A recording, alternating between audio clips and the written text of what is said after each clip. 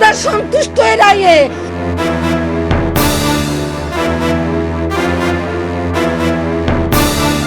ফেনীর সোনাগাজী আলোচিত মাদ্রাসার ছাত্রী নুসরাত জাহান রাফি হত্যা মামলায় আসামিদের ডেথ রেফারেন্স, আপিল ও জেল আপিল শুনানির শেষ রায় ঘোষণা করেছে হাইকোর্ট।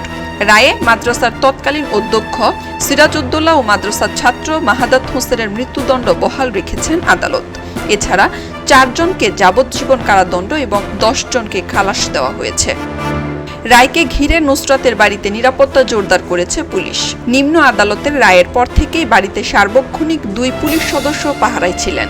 হাইকোর্টের রায়কে কেন্দ্র করে বাড়তি আরো 5 জন পুলিশ সদস্য মোতায়েন করা হয়েছে। এই ঐতিহাসিক রায়ের মাধ্যমে আমাদের এলাকাবাসীর প্রত্যাশা পূরণ হয়েছে, আমরা ন্যায় বিচার পেয়েছি বলে মনে করি।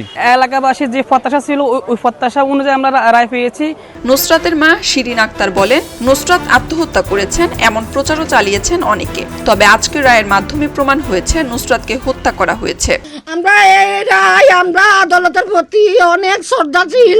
আমরা জানি আমরা ন্যায় বিচার পাবো। এখন শুধু আমাদের নিরাপত্তার প্রয়োজন। কিন্তু আগে আজকে 7টা বছর অন্তত পক্ষে নিরাপত্তা ছিল, এখন আরো জোরদার বাড়াতে হবে। আমি বর্তমান মাননীয় তারেক রহমান, প্রধানমন্ত্রী তারেক রহমানের কাছে ধন্যবাদ জানাই। আমার 3টা ছেলের প্রতি যেন খেয়াল রাখে। আমার ছেলের ঘরে মারিয়ে নেবো, উড়া বাড়ি ঘর আগুন লাগাই হুমকি দামকি দিতে আছে রে, সরাসরি গুলি করি মারিয়ে নেয়।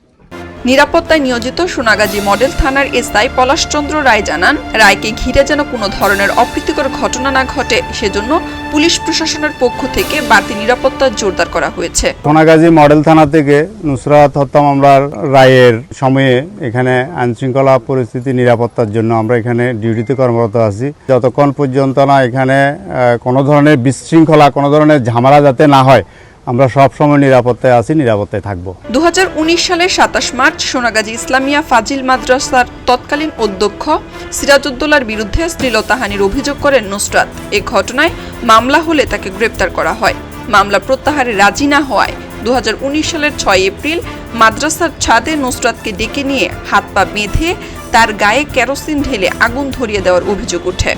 গুরুতর দগ্ধ নুসরাত ঢাকা মেডিকেল কলেজ হাসপাতালের বার্ন ইউনিটে চিকিৎসাধীন অবস্থায় মারা যায়।